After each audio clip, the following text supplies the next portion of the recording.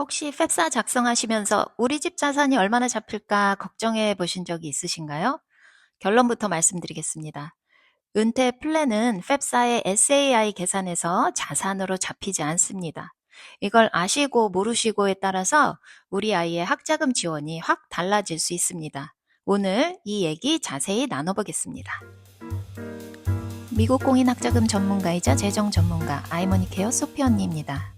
일단 팹사와 SAI 다시 한번 짚고 가겠습니다.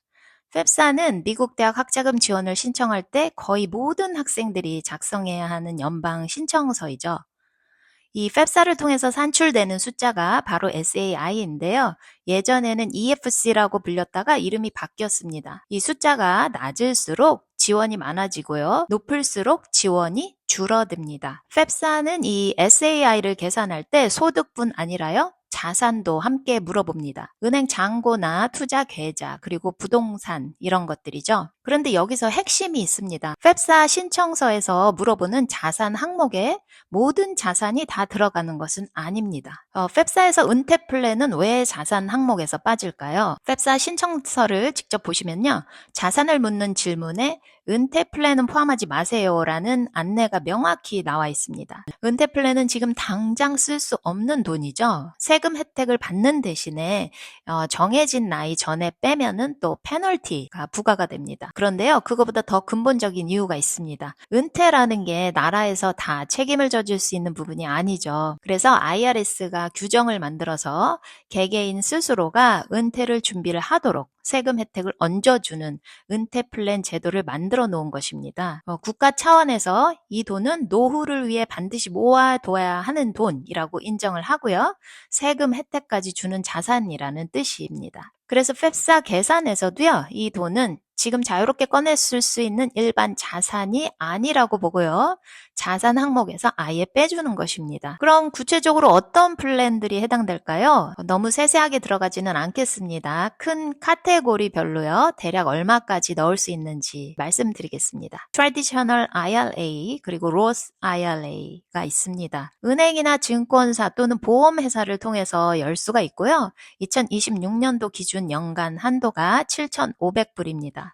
가장 기본적인 은퇴 플랜이죠. 두 번째, 직장의 401k 또는 403b. 회사 다니시는 분들이 월급에서 자동으로 떼서 넣는 아주 가장 익숙한 형태입니다. 개인이 직접 넣는 금액만 연 24,500불까지 가능하시고요. 회사 매칭이나 추가 불입까지 합치면 1인당 최대 72,000불까지도 쌓일 수 있습니다. 즉 24,500불은요. 내가 직접 넣는 돈의 한도이고요. 72,000불은 회사가 얹어주는 돈까지 다 합친 총합 한도라고 보시면 됩니다. 세 번째, 자영업자 또는 사업주용 플랜입니다. SEP IRA, 솔로 401k, 심플 IRA 이런 것들이죠. SEP IRA는요. 회사가 오너와 직원 급여의 최대 25% 또는 72,000불 중에서요. 낮은 금액까지 넣어줄 수 있습니다. 솔로 401k는 직원이 없는 1인 사업주 전용인데요. 본인의 불입과 회사의 프로핏 쉐어링을 합쳐서 최대 72,000불 그리고 50세 이상이라면 캐치업으로 8,000불이 더 가능합니다. 심플 IRA 같은 경우 직원이 100명 이하 사업 채용인데요. 직원도 직접 불입을 하고 회사가 3% 매칭을 하거나 2%를 무조건 넣어주는 구조입니다. 개인 IRA보다 훨씬 많은 금액을 넣을 수 있는 것이 특징입니다. 자, 네 번째, 고소득 사업주 그리고 전문직용의 대형 플랜이 있습니다. 나이나 소득에 따라서 일반 은퇴 플랜보다 훨씬 큰 금액을 세제 혜택 받으면서 넣을 수 있는 구조죠. 대략적으로 말씀드리면요. 연간 몇만 불에서요. 많게는 30만 불 이상까지도 소득 공제를 받으면서 넣을 수 있는 경우가 있습니다. 물론 정확한 금액은 나이와 소득, 그리고 회사 상황에 따라서 다 다릅니다. 이렇게 형태나 한도는 플랜마다 다 다르지만요. 공통점은 하나가 있습니다. IRS 규정에 따라서 세금 혜택을 받고 은퇴를 위해서 넣어둔 돈이라는 그 카테고리에 들어가면요. 팹사의 SAI 자산 계산에서는 다 빠진다는 것이죠. 개인 계좌든 직장의 플랜이든 사업주가 세팅한 플랜이든 상관없이 다 똑같이 적용이 됩니다. 팹사 준비하시는 학부모님들께 드리고 싶은 말씀이 있습니다. 이 사실이요. 왜 중요하냐면 팹사 신청 전에 우리 가정의 자산을 어떻게 배치하느냐에 따라서 이 SAI 넘버가 달라질 수 있기 때문입니다. 그런데 여기서 정말 중요한 것이 하나 있습니다. 바로 타이밍이죠.